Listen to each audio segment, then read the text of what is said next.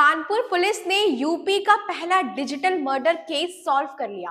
प्रतापगढ़ के ज्ञानदास का digital murder करने वाले 4 जालसाजों को कानपुर से अरेस्ट कर लिया गया है। 4 और साथी फरार चल रहे हैं।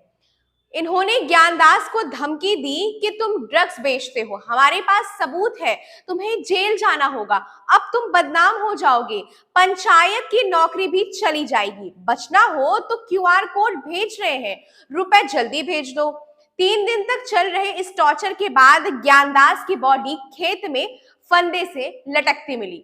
पूरी खबर जानने के लिए बने रहें आज के इस वीडियो में। नमस्कार, बेधड़क खबर देख रहे हैं आप और मैं हूं आपके साथ सौम्या।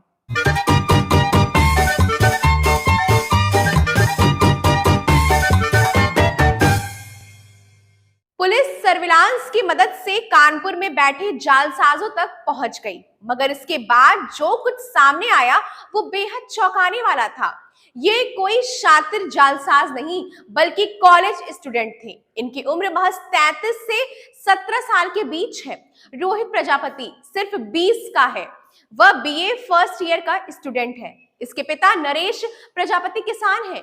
कानपुर के संचेंडी इलाके के भीमसेन मोहल्ले में परिवार के साथ रहते हैं। इस मोहल्ले के लोगों की नजर में रोहित सिर्फ एक स्टूडेंट है, जबकि साइबर जालसाजी की दुनिया में वह इंस्पेक्टर की वर्दी पहनकर लोगों को धमकाता था, उनसे वसूली करता था। इस जालसाजी के गिरोह में दूसरा किरदार कानपुर संचेंडी इलाके के बांदीपुरवा गांव का है। यहाँ रहने वाला 20 साल का Amit Singh Chauhan BA second year का स्टूडेंट है। गांव के ही एक तिवारी कोल्ड ड्रिंक गोदाम में नौकरी करता था। 8 महीने पहले नौकरी छोड़कर साइबर ठगी का काम शुरू किया।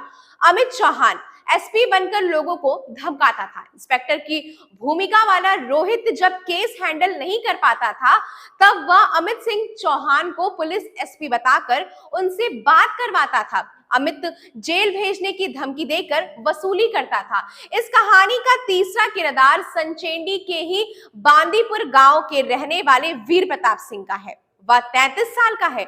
उसने 12वीं के बाद पढ़ाई छोड़ दी है, मगर पिछले साल उसने बीएससी में एडमिशन लिया था। इस गैंग में उनका काम लोगों के मोबाइल नंबर मैनेज करने का था। वीर प्रताप ने YouTube के वीडियो देखे, फिर बाकी लोगों को ट्रेनिंग दी कि किस तरीके से लोगों को धमकाया जा सकता है।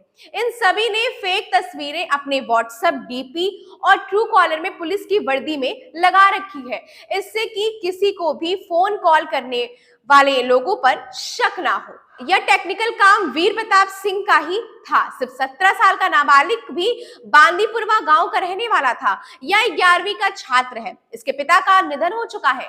नाबालिग छात्र का काम सिम कार्ड अरेंज करना था, साथ ही क्यूआर कोड अरेंज करता था। नाबालिग सबसे कम उम्र का था, मगर सबसे शातिर था। थाने जैसा सीन क्रिएट करने, मारने व चिल्लाने की आवाज सिर्फ और सिर्फ ये काम करना इसके अंतर्गत आता था। और थाने का सीन क्रिएट हो सके, ब्लैकमेलिंग के लिए क्या क्या पैटर्न अपनाते थे, यह भी जानिए। दरअसल धोखाधड़ी के पुराने केस में आधार कार्ड या मोबाइल नंबर के इस्तेमाल का झांसा देते थे, लड़कियों से कॉल कराते थे, इसके बाद वीडियो कॉल करके न्यूड या अश्लील वीडियो बना लेते थे, फिर ब्लैकमेल करते थे। प्रतापगढ़ के ज्ञानदास को पहला कॉल 26 जनवरी को किया गया था। ड्रग्स बेचने के सबूत बताते हुए मुकदमा दर्ज कराने की धमकी दी गई थी। इसके बाद पहले दिन 20,000 रुपए, दूसरे दिन 46,000 रुपए और फिर 20,000 रुपए ट्रांसफर करवाए। इसके बाद भी ज्ञानदास को जेल भेजने की धमकी मिलने लगी तो वह दहशत में आ गया। उसे लगा कि अब उसकी सच्चाई गांव के सामने आ जाएगी। इसके बाद उसने 30 जनवरी की शाम 4 बजे घर के पीछे एक पेड़ से फांसी लगाकर सुसाइड कर लिया।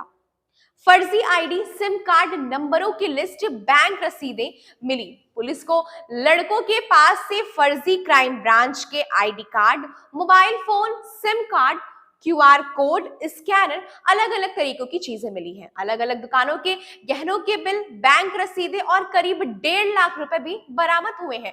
एसपी प्रतापगढ़ अनिल कुमार का कहना है कि ज्ञानदास के भाई ने धमकी भरी कॉल के बारे में बताया। ज्ञानदास की कॉल डिटेल चेक की गई तो सामने आया कि 26 से 28 के बीच उसे 32 इनकमिंग कॉल आई है। चूंकि गैंग स्टूडेंट थे, इसीलिए जिन नंबरों से धमकाते थे वह ऑन रखते थे, ऐसे पुलिस इन तक पहुंच पाई। बहरहाल इस खबर पर आपकी क्या राय है, हमें अपनी प्रतिक्रिया जरूर बताएं। ऐसी तमाम सारी खबरें देखने के लिए बने रहें बेधड़क खबर के साथ। धन्यवाद।